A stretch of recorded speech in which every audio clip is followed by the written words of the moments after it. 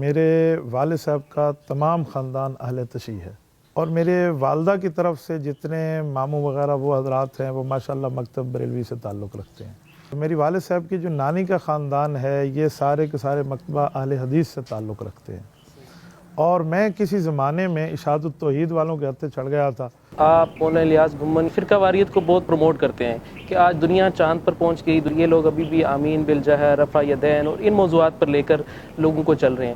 ہم اگر مناظرے کے میدان میں کبھی آئے بھی ہیں تو بطور مجبوری سمجھانے کے طور پہ لاسٹ آپشن اس کو رکھ کے، ورنہ ایک عالم دین کا کام واعظانہ ترتیب پہ سمجھانا ہوتا ہے، اپنے مذہب اپنے دین کی بات سمجھانا یہ اس کا رائٹ ہوتا ہے۔ جنہوں نے مجھ سے بات کی ہے وہ مطمئن رہے ہیں، جنہوں نے میرے بارے میں بات کی ہے یا میرے بارے میں سنا ہے، ہو سکتا ہے انہیں کوئی اشکال موجود ہو۔ آپ کے متعلق یہ سمجھا اور سوچا جاتا ہے کہ بڑا سخت ہے، تو صرف جو ہے نا ان لوگوں کے قریب بھی نہیں پھٹکتے ہوں گے۔ مجھ سے تو ایک مرتبہ ایک قادیانی کی گفتگو ہو رہی تھی، تو اس نے مجھے چھیڑنے کے لیے پوچھا کہ آپ بریلوی بن کے مجھ سے بات کر رہے ہیں، دیوبندی یا اہل حدیث؟ تو یہ وہ موقع ہے جہاں پر میں کہوں میں یہ بن کے بات کر رہا ہوں تو میرے خیال میں تفریق آ جائے گی اور دشمن کامیاب ہوگا۔ میں نے کہا میں ان تینوں کا نمائندہ اس مسئلے پر ہو کے بات کر رہا ہوں۔ کبھی آپ مولانا طارق جمیل صاحب کے اوپر تنقید کرتے ہوئے نظر آ رہے ہوتے ہیں، کبھی آپ مفتی طارق مسعود صاحب کو پکڑ لیتے ہیں، اور کبھی مولانا منظور مینگل صاحب آپ کے نشانے پر ہوتے ہیں۔ اس اختلاف کو ممبر پر بیان کرنے کے بجائے آپ ذاتی طور پر ان لوگوں کے ساتھ مل بیٹھ کر اپنی گفتگو کریں تو وہ زیادہ بہتر نہیں ہوگا؟ بہت اچھا آپ نے سوال کیا، آپ نے کھلے دل سے سوال کیا تو میں بھی الحمدللہ کھلے دل سے جواب دوں گا۔ اگر آپ مولانا فضل الرحمان صاحب کو اپنا قائد، اپنا لیڈر سمجھتے ہیں، آپ اپنی ذاتی زندگی، نجی زندگی میں سمجھیں۔ آپ جب مسجد میں بیان کرنے جاتے ہیں تو لوگ آپ کو ایک عالم دین کے طور پر سننے آتے ہیں، نہ کہ جمعیت علماء اسلام یا کسی اور جماعت کے ٹائٹل کے لیے سننے آتے ہیں۔ تو آپ ایسا کیوں نہیں کرتے کہ وہ ایک لفظ تو ویسے آج کل بڑا بدنام ہے، نیوٹرل، آپ اپنے آپ کو نیوٹرل کیوں نہیں رکھتے کہ آپ ممبر پر اپنے آپ کو نیوٹرل رکھیں، اپنی ذاتی طور پر آپ جس کو مرضی ووٹ ڈالیں اور جس کے ساتھ مرضی وابستگی رکھیں؟ میں آپ کی اس موقف سے 1000% اختلاف کروں گا۔ عقیدہ حیات النبی صلی اللہ علیہ وسلم سے متعلق ہے۔ پاکستان میں لاکھوں علماء ہیں، مفتی تقی عثمانی صاحب سے لے کے آپ گنتے جائیں، ان حضرات نے کبھی ان موضوعات کے اوپر کبھی لب کشائی نہیں کی، گفتگو نہیں کی، لیکن آپ ظاہر نظر یہ آتا ہے کہ اس معاملے میں بہت تشدد ہے، آپ بہت ایکسٹریم لیول پر جا کے اس پر گفتگو کرتے ہیں۔ اس کی کیا وجہ ہے؟ یہ بتائیں کہ انجینئر محمد علی مرزا اختلافات اور ساری چیزوں کے باوجود آپ کیا سمجھتے ہیں کہ لوگوں کی اتنی بڑی تعداد میں ان کا اس طرح سے ان کو سننا اور ان کو فالو کرنا، اس کی وجہ کیا ہے؟ فیلڈ سے جب باہر ہوتے ہیں تو لوگ چسکے لینے کے لیے سنتے ہیں۔ سر سے ٹوپی اتار کے یوں ٹوینکل ٹوینکل لٹل اسٹار کہنا اور ڈانس کے انداز میں کروں تو مجھے اتنی ویورشپ ملنی ہے کہ واہ واہ۔ سامنے نہ بیٹھنے کی کیا وجہ ہے؟ آپ نے بھی بڑی دفعہ ان کو کہا اور انہوں نے کہا جی کہ ٹھیک ہے جائیں مفتی تقی عثمانی صاحب سے لکھ کے لے آئیں کہ میں آپ کا نمائندہ ہوں تو پھر میں بیٹھنے کی، اس طرح کی جو شرائط ہیں اس کے پیچھے کیا وجہ نظر آتی ہے؟ آج نہ جانے آنگن ٹیڑھا میرے خیال میں اس وقت تک کر رہا ہے جب تک کہ کسی اہل حق کے سامنے بیٹھ نہیں جاتا۔ جس دن یہ بیٹھ جائے گا اس کی زوال شروع ہو جائے گا۔ محترم ناظرین، السلام علیکم۔ میسج ٹی وی کے ساتھ آپ کا میزبان عبدالمتین ایک بار پھر آپ کی خدمت میں حاضر ہے۔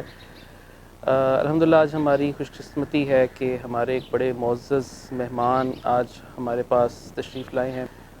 آپ لوگ ان کو ماشاءاللہ سے سوشل میڈیا پر دیکھتے ہیں دنیا بھر میں، یہ اپنے ایک مخصوص انداز خطابت کی وجہ سے مقبول ہیں نوجوانوں میں اور تقریباً ہر طبقے میں۔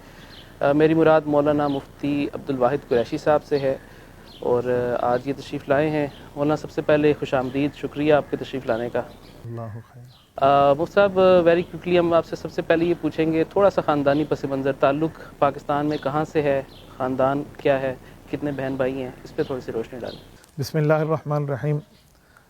میرا تعلق ڈیرہ اسماعیل خان سٹی سے ہے جو صوبہ خیبر پختونخوا کا ایک اہم شہر ہے۔ ہم خاندانی طور پر قریشی صدیقی ہیں۔ میں والد محترم سے قریشی صدیقی ہوں اور ہماری والدہ محترمہ قریشی ہاشمی ہیں، سید ہیں۔ میرے والد صاحب حضرت ابوبکر صدیق رضی اللہ تعالیٰ عنہ کے 38ویں 39ویں پوتے بنتے ہیں، اور میری والدہ مکرمہ حضرت امام زین العابدین کی نسل سے ہیں، ان کا بھی ایسے کوئی 39واں 40واں نمبر بنتا ہے پوتی ہونے میں۔ ہم بہن بھائی کل ملا کر 12 ہیں، 7 بہنیں اور 5 بھائی۔ تو یہ ہمارا خاندانی پس منظر ہے۔ اور ابتدائی تعلیم آپ نے کہاں اپنے شہر سے ہی حاصل کی؟ میں نے ابتدائی تعلیم اپنے والد مکرم شیخ الحدیث حضرت مولانا محمود الحسن قریشی رحمہ اللہ سے حاصل کی، انہوں نے مجھے بچپن ہی سے اسکول کے بعد اپنے ہاں ترجمۃ القرآن پہ، پھر عربی گرامر پہ انہوں نے شروع کرایا. پھر اس کے بعد میں جب تقریباً کوئی 2-3 درجات ہو گئے، پھر میرا سفر خانگڑھ ضلع مظفر گڑھ کا ہوا ہے، پھر اس کے بعد کراچی میں جا کر مکمل ہوا ہے. صحیح.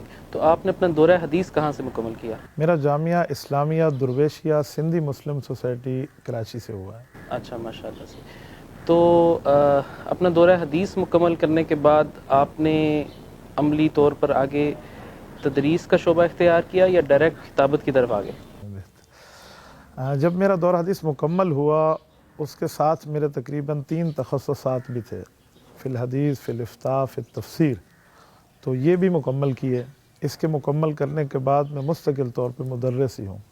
اس وقت سے لے کر آج تک خطابت میری مجبوری ہے کہ اہل باطل اسٹیج پر ہے تو اس کے جواب کے لیے ہمیں اسٹیج پہ آنا پڑتا ہے، ورنہ میں اب بھی مدرس ہوں. آج اپنے ہاں میرا ادارہ ہے، ادارۃ النعمان ڈیرہ اسماعیل خان میں. تو مستقل طور پہ میرے پاس 4 اسلامی درجات ہیں، وہ بھی پڑھتے ہیں مجھ سے، اور 12 سال ہو گئے ہیں میں تخصص فی الافتاء بھی کراتا ہوں. تو پہلا ٹائم مستقل طور پہ میں سبق پڑھا لیتا ہوں. اب تو چھٹیوں کے دن ہیں، تو اس کے بعد میں کسی نہ کسی بیان کے لیے سفر ہو تو نکل جاتا ہوں، اور اگر سفر نہ ہو تو پچھلے ٹائم بھی اپنی تصنیف میں، تالیف میں، ان میں گزار لیتا ہوں. بالکل صحیح. اچھا، ہم دیکھتے ہیں کہ ہمارے ہاں ماشاءاللہ سے جتنے بھی علماء ہیں وہ کسی نہ کسی مخصوص موضوع کے ساتھ منسلک ہیں. جس طرح آپ نے بھی بتایا اہل باطل کی وجہ سے آپ کا بھی ایک مخصوص انداز ایک خطابت اور ایک موضوع ہے.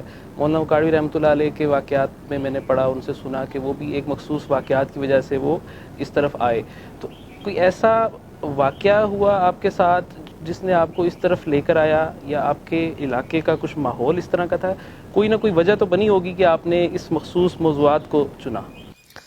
میرا خاندانی پس منظر یہ ہے کہ میرے والد صاحب کا تمام خاندان اہل تشیع ہے، سوائے میرے دادا جان، میری دادی جان، میری پھوپھو اور میرا ایک چچے کا بیٹا وغیرہ بس. اور میرے والدہ کی طرف سے جتنے ماموں وغیرہ وہ حضرات ہیں وہ ماشاءاللہ مکتب بریلوی سے تعلق رکھتے ہیں. اور میری والد صاحب کی جو نانی کا خاندان ہے یہ سارے کے سارے مکتبہ اہل حدیث سے تعلق رکھتے ہیں. اور میں کسی زمانے میں اشاعت التوحید والوں کے ہتھے چڑھ گیا تھا، تو پھر اللہ تعالیٰ نے اس طرف لایا. یہ ہمارے گھر سے مسائل تھے. دوسری بات، جس وقت میں دورہ حدیث کر کے اور اپنی تعلیم مکمل کر کے واپس اپنے شہر آیا تو ہمارے شہر کا ماحول کچھ ایسا تھا کہ اس وقت اختلاف کو دشمنی بنا دیا گیا تھا. حالانکہ اختلاف دلیل کا نام ہے، ثبوت کا نام ہے، ایویڈنس کا نام ہے. شور کے انداز میں شور ڈال کے آپ دوسرے پر پریشرائز اس کو کر تو سکتے ہیں، لیکن آپ اس کو مطمئن نہیں کر سکتے. تو ہمارے ہاں کچھ ایسا ماحول تھا. آپ یقین مانیے، آپ حیران ہوں گے، میں نے ایک طرف سلام پھیرا، دوسری طرف سلام پھیر کے ابھی میں نے چہرہ ادھر نہیں کیا تھا باجماعت نماز کا، جب میں پہنچا وہی پہلی نماز، تو ادھر والے اور ادھر والے دوست میرے اکٹھے ہو گئے کہ حضرت فلاں یوں ہے، فلاں ہمارے ساتھ یہ ہے، فلاں یہ ہے. تو اسی دن 10 بجے ایک آدمی سے پھر بات شروع ہوئی ہماری. یعنی یہ سلسلہ پھر اس طرح چلا. پھر اس کے بعد میں نے اپنے شہر کے بعد اپنے ملک لیول کو، اپنے دوستوں کو دیکھا، تو ہر جگہ اسی نہ کسی طرح ہمارے اوپر یعنی مسلکی مذہبی اعتراضات. تو ہم نے اس کی صفائی کے لیے، سمجھانے کے لیے کہ بھائی غلط فہمیاں ہیں، دلیل میں دوسرے کے لیے گنجائش موجود ہے. یہ نہیں ہے کہ ہو سکتا ہے اگر 6 لکھا ہوا ہے تو ادھر والا اس کو 6 پڑھے، ادھر والا اس کو 9 پڑھے، تو دونوں آپ غلط کہہ دیں یا ایک کو غلط کہہ دیں، دونوں صحیح ہے. اس طرح کر کے پھر میں نے کام شروع کیا. بالکل صحیح. کیونکہ اصل میں نا عمومی طور پر آپ، مولانا الیاس گھمن یا اس طرح کے جو اور لوگ ہیں جن کی فیلڈ اختلافی موضوعات کہہ لیں یا مناظروں کے آپ نے مناظر بھی کیے، ان کے متعلق ایک الزام یہ لگایا جاتا ہے کہ یہ معاشرے میں اختلاف رائے کو یا افراط و تفرید کو یا فرقہ واریت کو بہت پروموٹ کرتے ہیں کہ آج دنیا چاند پر پہنچ گئی، دنیا کہاں سے کہاں ہے، اور یہ لوگ ابھی بھی آمین بالجہر، رفع یدین اور ان موضوعات پر لے کر لوگوں کو چل رہے ہیں. تو یہ سوال میرا اس پس منظر میں تھا کہ یہ آپ کا بائی چوائس نہیں تھا، یہ بائی مجبوری آپ اس فیلڈ میں رہے، بائی چانس تھا، ایسا ہی ہوا. تو یعنی کہ یہ اس کے پیچھے یہ پس منظر ہے کہ اگر کوئی آدمی ان موضوعات پر یا ان چیزوں پر کر رہا ہے تو اس کے پیچھے کوئی اس کا پس منظر ہوتا ہے. بالکل ایسا ہی ہے. میں چھوٹی سی ایک بات یہاں عرض کروں. جہاں تک یہ بات ہے کہ دنیا چاند پہ پہنچ گئی ہے اور آپ ان مسائل کو لے کر بیٹھے ہیں، ان مسائل میں ہمارا مذہب ہے، اپنے مذہب کو بیان کرنے کی اجازت دنیا کے ہر قانون اور آئین میں ہے. لیکن اب جب دوسرے پر بار بار اعتراض کریں گے تو اس کے جواب دینے کا حق بھی ہوتا ہے. ہمارے ہاں معاملہ بھی ایسا ہے. آپ میری پوری زندگی دیکھ لیں, 2005 سے لے کر آج 2023 ہے, میرے بیانات میں دیکھ لیں, گفتگو میں دیکھ لیں, اسباق میں دیکھ لیں, میرا انداز اور ہماری پوری ٹیم کا انداز آپ کو واعظانہ, داعیانہ, ناصحانہ ملے گا. میں اگر دوسرے کو اٹھو اور مت بیٹھو کا فرق رکھ کر بات نہیں کروں گا تو وہ میری بات نہیں سنے گا. ہم اگر مناظرے کے میدان میں کبھی آئے بھی ہیں تو بطور مجبوری, سمجھانے کے طور پہ, لاسٹ آپشن اس کو رکھ کے, ورنہ ایک عالم دین کا کام واعظانہ ترتیب پہ سمجھانا ہوتا ہے, اپنے مذہب, اپنے دین کی بات سمجھانا, یہ اس کا رائٹ ہوتا ہے. بالکل صحیح. تو مجھے یہ بتائیے گا کہ جس ماحول میں آپ آئے اور آپ نے یہ گفتگو کی اور آپ نے کہا کہ ظاہر اعتراضات اور چیزیں ہوتی ہیں, پھر انسان جواب دیتا ہے, لوگوں کا رسپانس کیسا رہا جب آپ نے اس فیلڈ میں آ کے دلیل سے جواب دیا, لاجیکلی لوگوں کو اس چیز پر کیا, تو کیا رسپانس رہا؟ جو ایک خلا تھا کیا وہ پر ہوا, لوگوں کو اس سے تشفی ہوئی؟ میرے ہاں الحمدللہ پوری لسٹ ہے. کتنے بندے وہ ہیں جو میں نے الحمدللہ قادیانیت سے واپس لائے ہیں, کتنے وہ ہیں جن کے دل میں صحابہ کرام کو بغض موجود تھا یا اہل بیت اعظام پر اعتراضات موجود تھے, جن کو آپ رافضیت اور ناصبیت کی بات کہہ سکتے ہیں, وہ الحمدللہ ہم نے واپس لیے ہیں.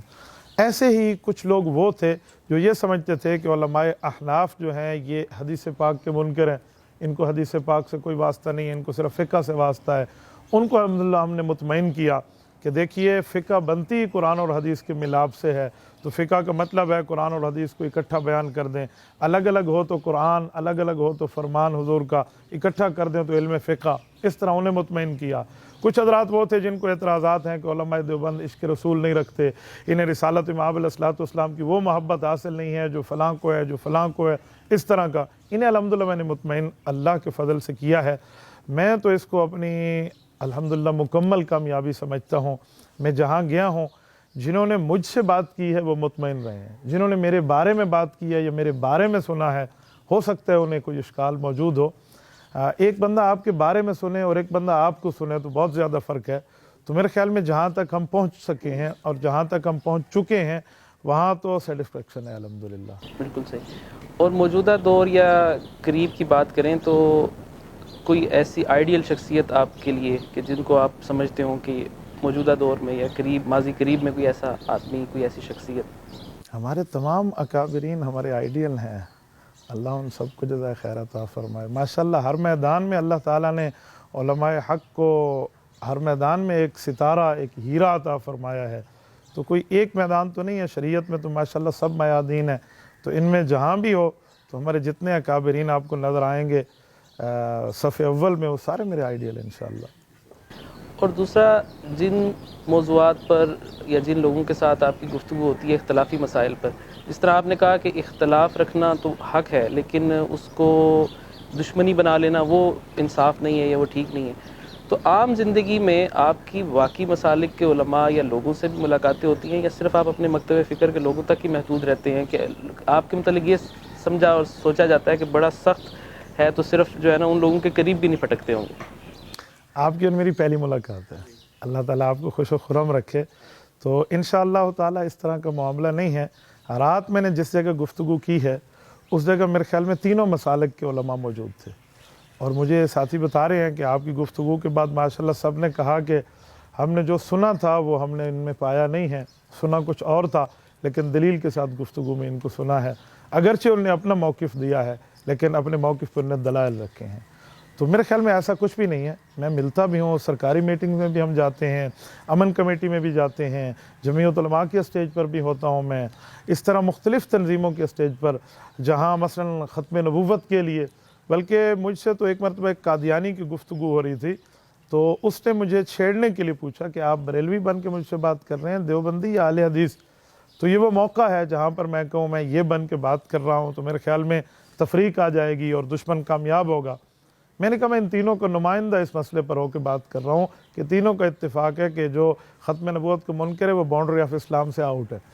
تو اس طرح کا بندے کو معاملہ رکھنا چاہیے, لیکن میں اس کو سمجھانے کے لیے کہتا ہوں لہجہ نرم اور موقف گرم.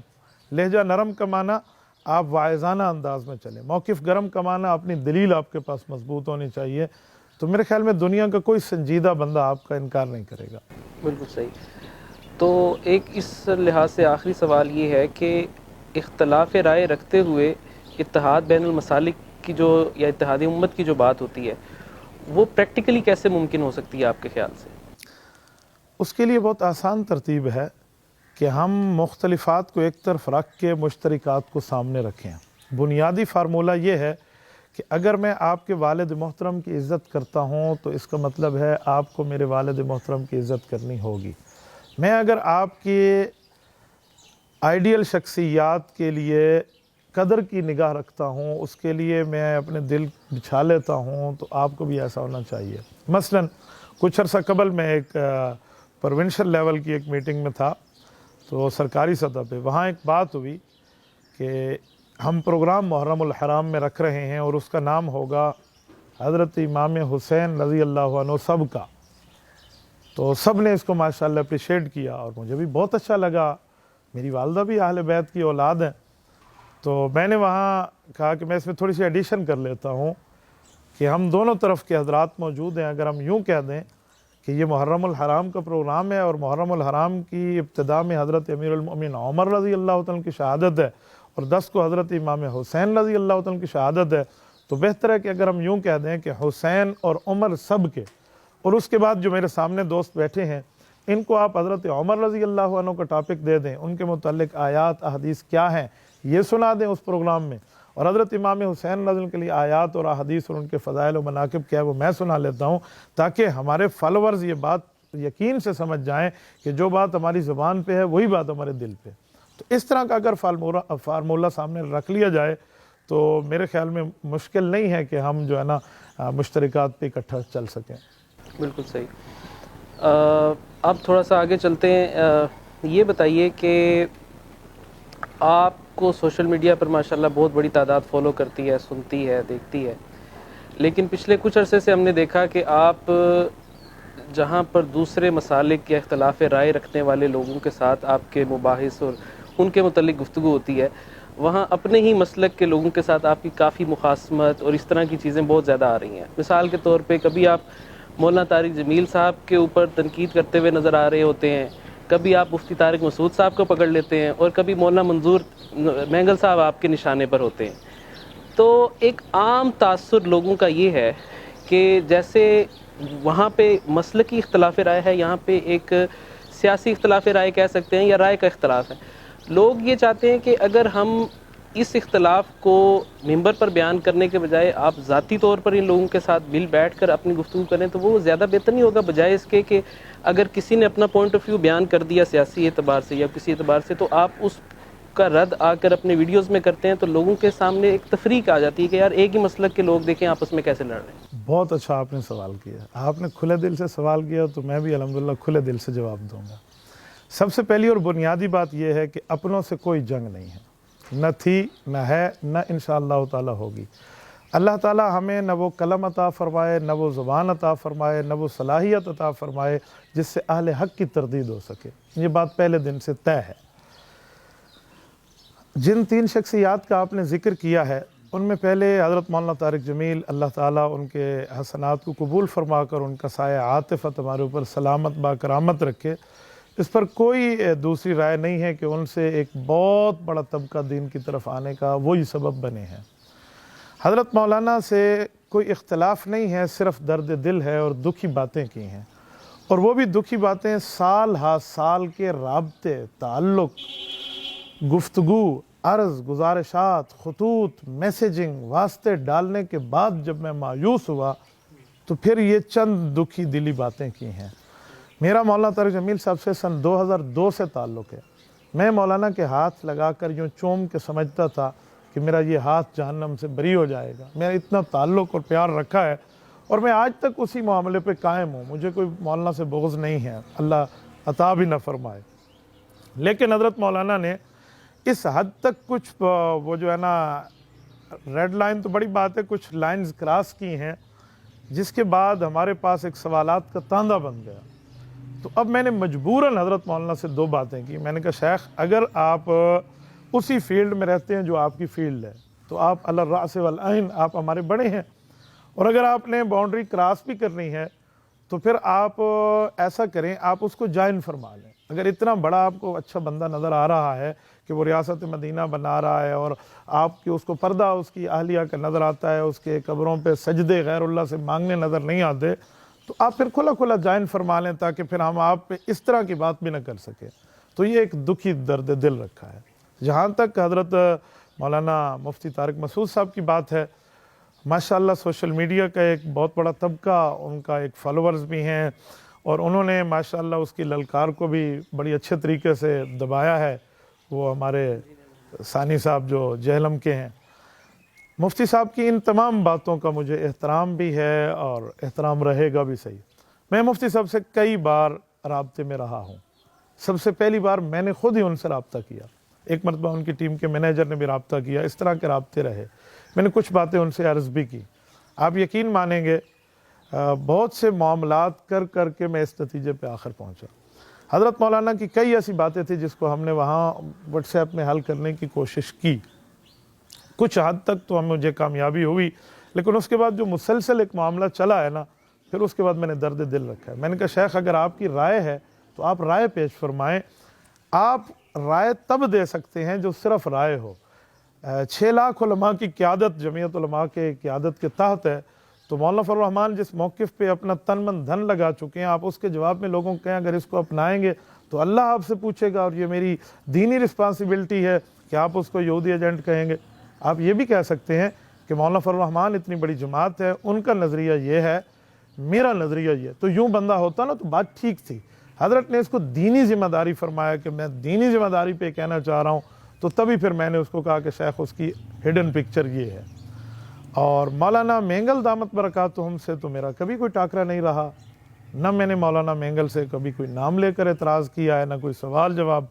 ہاں ایک مرتبہ ایسے ہوا تھا، مجھ سے کسی نے سوال پوچھا، اس پہ کوئی نامینیشن بھی نہیں تھی، اس سوال کا میں نے جواب دیا، اور جواب صرف جواب کی حد تک تھا، تو بعد میں اس کو کسی نے مولانا کے کلپ کے ساتھ جوڑا، پھر مولانا نے اس کا جواب دیا۔ اگر میں اس کو سلسلہ جاری رکھنا چاہتا تو الحمدللہ میرے پاس سوشل میڈیا کا ایک میدان بھی ہے، باقی معاملات بھی ہیں، تو میں اس کو رکھ سکتا تھا۔ آپ نے دیکھا ہم نے اس معاملے کو آگے نہیں چلایا، کیونکہ جب معاملہ کلیئر ہو گیا تھا تو پھر ایک چھپی ہوئی چیز کو دوبارہ اس طرح کرنے کا مطلب کیا ہے۔ تو یہی باتیں ہیں حضرت۔ اس کے علاوہ ان حضرات علماء کرام کی عزت اور احترام کل بھی میرے دل میں تھی، اور الحمدللہ آج بھی میرے دل میں ہے۔ بالکل صحیح۔ اچھا، جو رائے آپ نے مفتی طارق مسعود صاحب یا مولانا طارق جمیل صاحب کے متعلق بیان کی ہے، بالکل ٹھیک ہے۔ اس میں ایک اور رائے ہے، وہ رائے یہ ہے کہ مولانا طارق جمیل صاحب کے متعلق یا تو لوگوں کا یہ ایک ماننا ہے کہ مولانا سب کے ہیں، ان کو کسی ایک جماعت چاہے وہ کوئی بھی ہو اس کی طرفداری یا اس کو اتنی زیادہ اس میں نہیں کرنا چاہیے۔ اس کا نقصان یہ ہوتا ہے کہ ظاہر ہے جب وہ گفتگو کرتے ہیں تو ہر مکتبہ فکر اور ہر سیاسی وابستگی رکھنے والا شخص ان کو سن رہا ہوتا ہے، تو جب آپ کسی ایک آدمی کے ساتھ اپنے آپ کو کریں گے یا اس کی تعریف کریں گے تو آٹومیٹکلی دوسرے آپ سے سائیڈ لائن ہو جائیں گے۔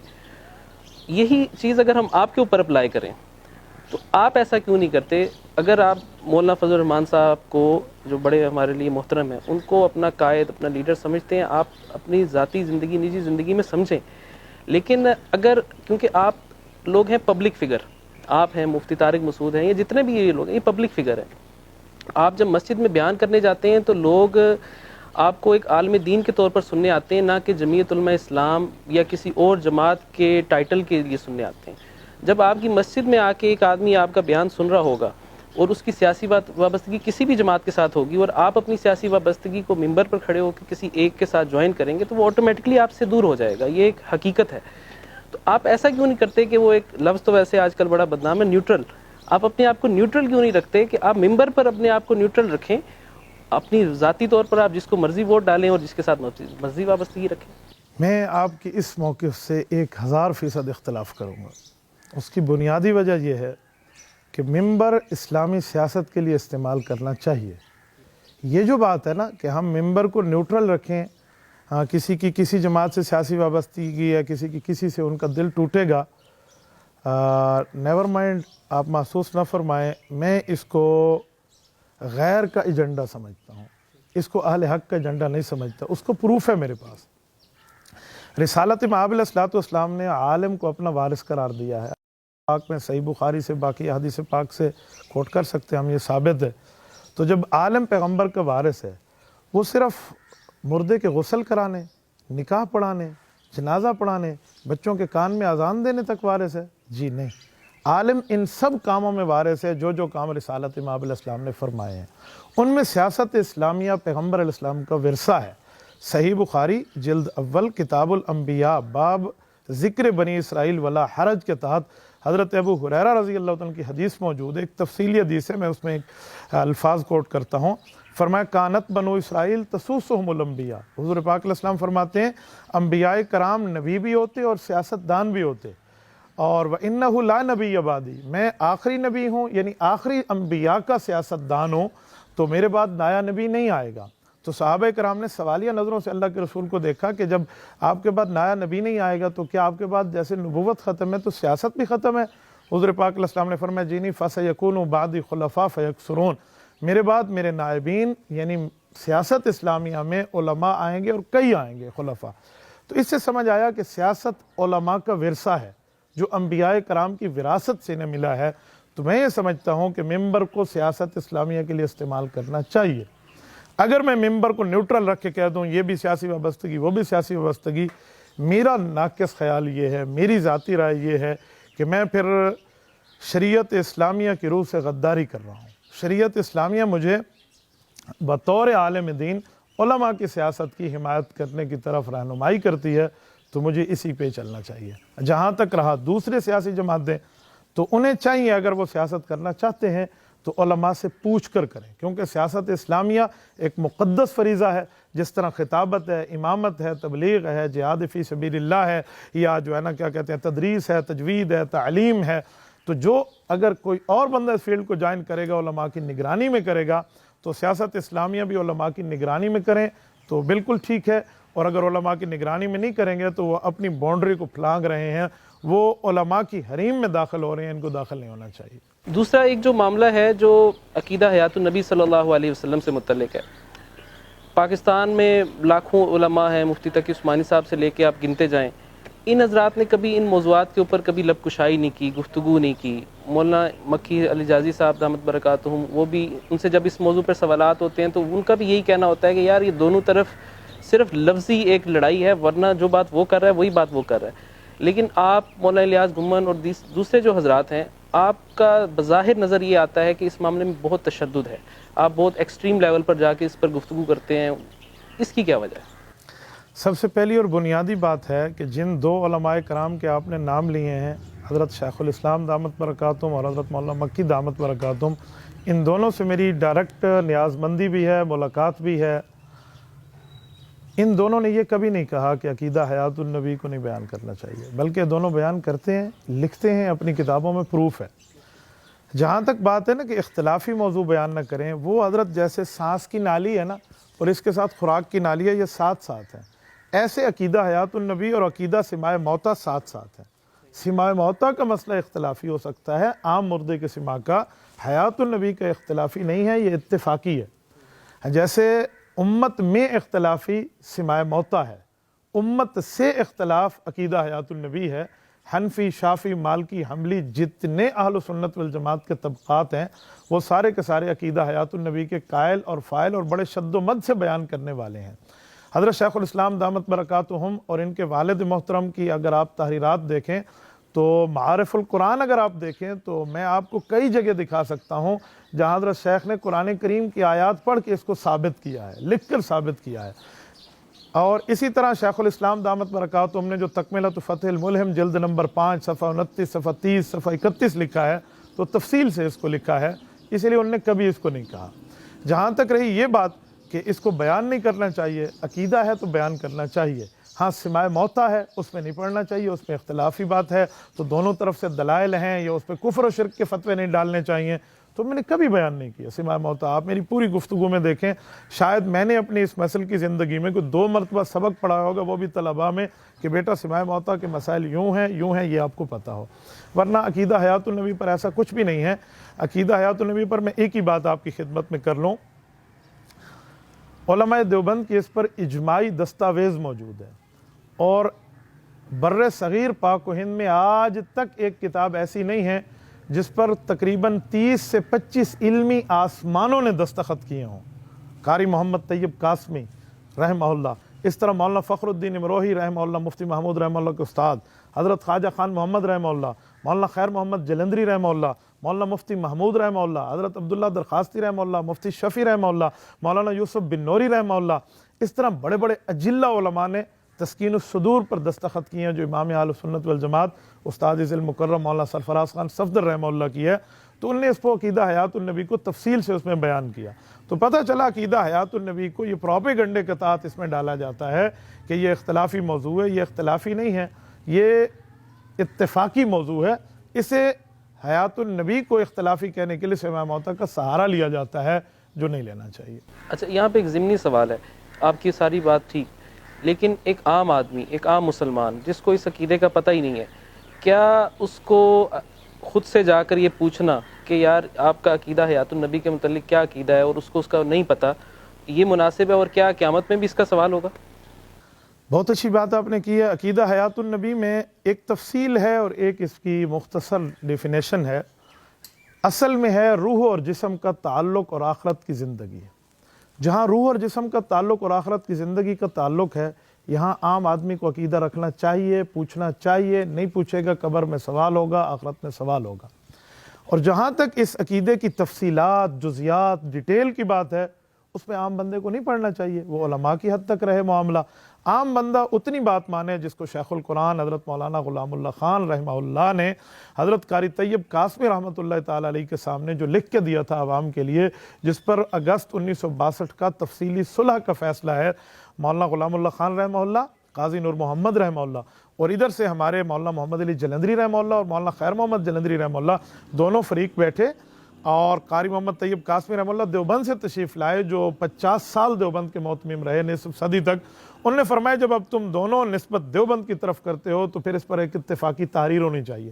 تو اتفاقی تحریر لکھی گئی، وہ اگست 1962 کے رسالے کے صفحہ 24-25 پر مولانا غلام اللہ خان رحمہ اللہ نے تعلیم القرآن 1962 کا جو چھاپا ہے اپنے مدرسے راول پنڈی سے، اس پہ انہوں نے لکھ دیا۔ دارالعلوم دیوبند نے بھی اس کو چھاپا، پھر الخیر نے بھی اس کو خیر المدارس سے چھاپا۔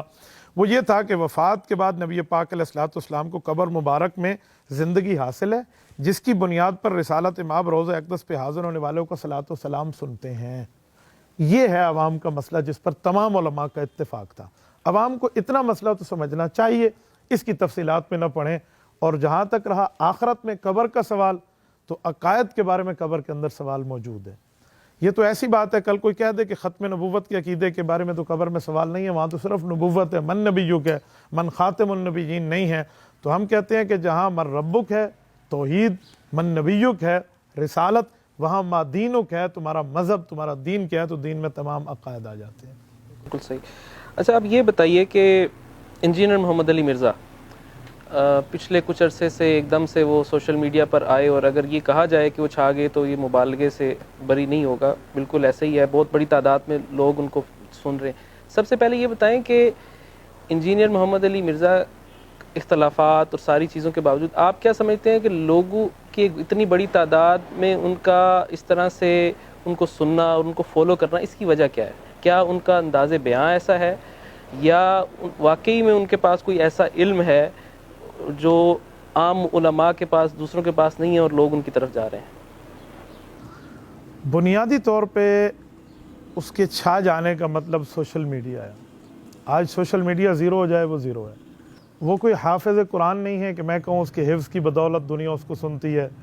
وہ قاری قرآن نہیں ہے کہ اس کی قرات کی وجہ سے سنتی ہے۔ وہ عالم نہیں ہے کہ اس کے علم کی وجہ سے سنتے ہیں۔ وہ مفتی نہیں ہے کہ اس کے فتویٰ کی وجہ سے سنتے ہیں۔ وہ محدث نہیں ہے کہ حدیث کے ماہر کی وجہ سے سنتے ہیں، یا مفسر نہیں ہے کہ حدیث کی تفسیر کی وجہ سے سنتے ہیں۔